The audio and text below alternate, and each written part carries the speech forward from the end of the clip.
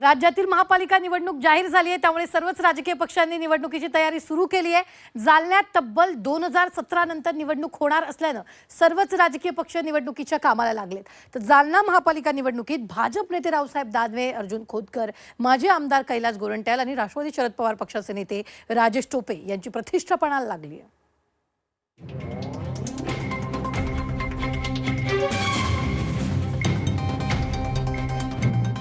महापालिकेच्या निर्मितीनंतर जालन्यात पहिल्यांदाच महापालिकेसाठी निवडणूक होते आहे। महापालिका झाल्यावर पहिल्यांदा सत्ता मिळवण्यासाठी सर्वच राजकीय पक्षांनी कंबर कसली आहे। जालना शहरात एकमेकांविरोधात उभे ठाकणारे आमदार अर्जुन खोतकर, कैलास गोरंट्याल हे आता प्रतिस्पर्धी राहिले नसून गोरंट्याल यांच्या भाजप प्रवेशामुळे महायुतीतील ते मित्र झाले आहेत। महापालिका निवडणुकीचं बिगुल वाजलं तरी अद्याप जालन्यात महायुती झालेली नाहीये। निवडणूक युतीत होणार की स्वबळावर लढवली जाणार हे अद्याप अनुत्तरित आहे। भाजपनेही याचं स्पष्ट उत्तर देणं टाळलंय। 65 जागांसाठी 500 इच्छुकांनी अर्ज घेतल्याचं सांगून त्यांनी भाजप युती झाली तर युती, नाहीतर स्वबळाची तयारी केल्याचे संकेत दिले आहेत। वरतून युती करावे म्हणून काही लोकांचा आग्रह आहे, आमच्या पार्टीचे पण काही आग्रह आहे, शिवसेनाकडून पण आग्रह आहे आणि आरपी कडून आग्रह आहे। आता एकदा इंटरव्ह्यू झाल्यानंतर मग बसू युती करायचं का नाही करायचं, आपला सीट शेअरिंग मध्ये काय होईल हे सर्व पुढच्या गोष्टी आहेत। शिवसेनेनं राष्ट्रवादी आणि भाजपला युतीचे प्रस्ताव पाठवले होते।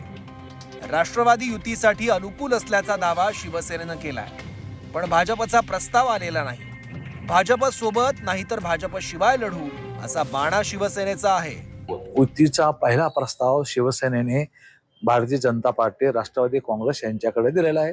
राष्ट्रवादी काँग्रेसचा आम्हाला माननीय अरविंद अण्णा चव्हाण माजी आमदार यांचा पॉझिटिव्ह प्रस्ताव आलेला आहे। भारतीय जनता पक्षाकडून अजून काही प्रस्ताव आलेला नाही आमच्याकडे। आम्ही त्यांना प्रस्ताव देऊन बराच कालावधी लोटून गेलेला आहे। त्यांच्या मनात काय चाललं आम्हाला माहिती नाही। महाविकास आघाडीचा विचार केला तर मवियात प्रचंड पडझड झाली आहे। कैलास गोरंट्याल यांनी 28 पैकी 23 नगरसेवक भाजपमध्ये नेले आहेत।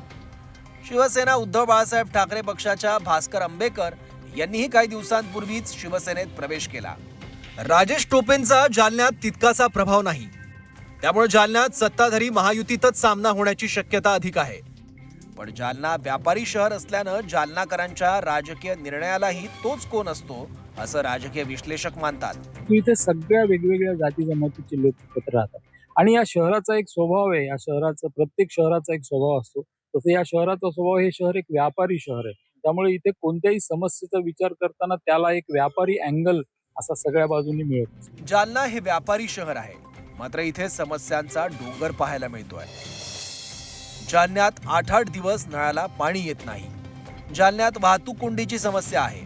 जालन्यात कुंडलिका, सीना नद्या प्रदूषणाच्या विळख्यात आहेत।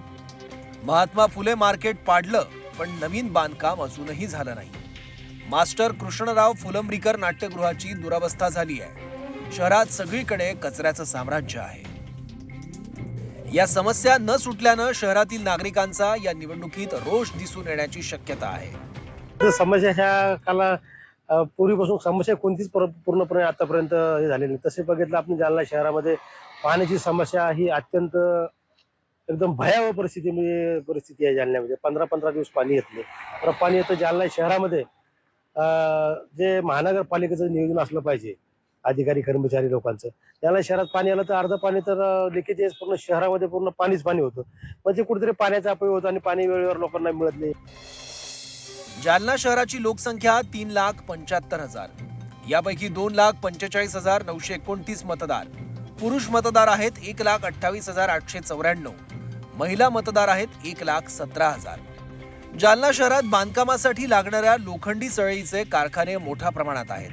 त्याचबरोबर वेगवेगळ्या शेती पिकांचे बियाणे बनवणाऱ्या कंपन्या मोठ्या प्रमाणात असल्यानं शहराला स्टील सिटी आणि सीड सिटी म्हटलं जातं। याच शहरात आता महानगरपालिका अस्तित्वात आल्यानं या महापालिकेत कुणाचा झेंडा फडकणार याची उत्सुकता निर्माण झाली आहे। तर नगर परिषदेचं रूपांतर हे महानगरपालिकेमध्ये झालं आहे, त्यामुळे या वेळेला शहरातील नागरिकांमध्ये वेगळा असा उत्साह दिसून येतोय। मात्र याच महानगरपालिकेवर पहिला महापौर आपल्याच पक्षाचा बसवण्यासाठी सर्वच राजकीय पक्षांनी कंबर कसायला सुरुवात केली आहे. मात्र शहरातील मतदार कुठल्या राजकीय पक्षाचा पहिला महापौर या महानगरपालिकेमध्ये बसवणार याकडे सर्वांचं लक्ष लागलंय. नितेश महाजन, झी 24 तास, जालना.